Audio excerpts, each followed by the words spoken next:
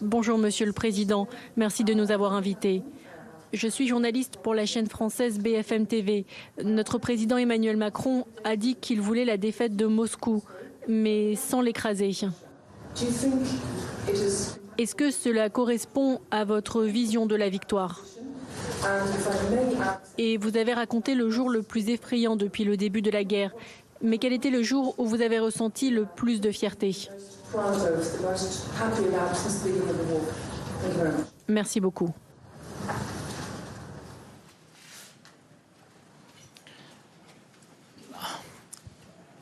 Emmanuel.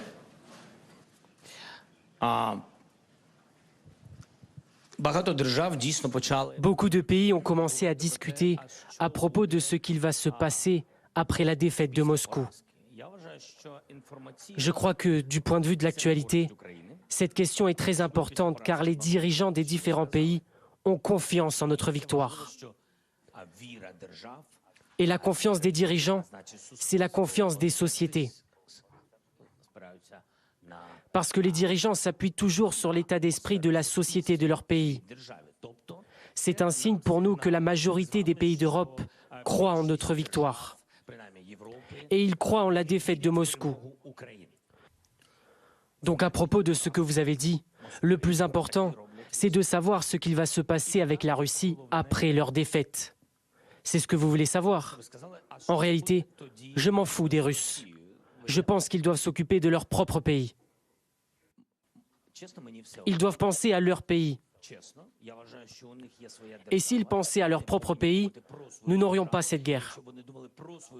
S'ils pensaient à leur liberté de parole, leur démocratie, leurs réformes économiques, leur peuple, pour que les citoyens russes ne soient pas des esclaves, qu'ils ne soient pas pauvres, alors s'ils pensaient plutôt à tout ça, ce pays pourrait être un pays riche.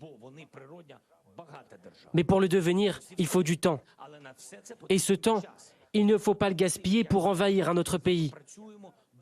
En Ukraine, nous pensons à nous-mêmes. Pendant la pandémie, par exemple, tous les pays cherchaient à se protéger contre le Covid-19.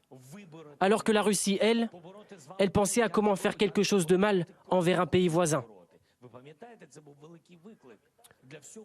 Le business russe, les oligarques russes sont sous sanction. Leurs propriétés sont gelées. Ils n'aiment pas ça, parce qu'ils sont très riches.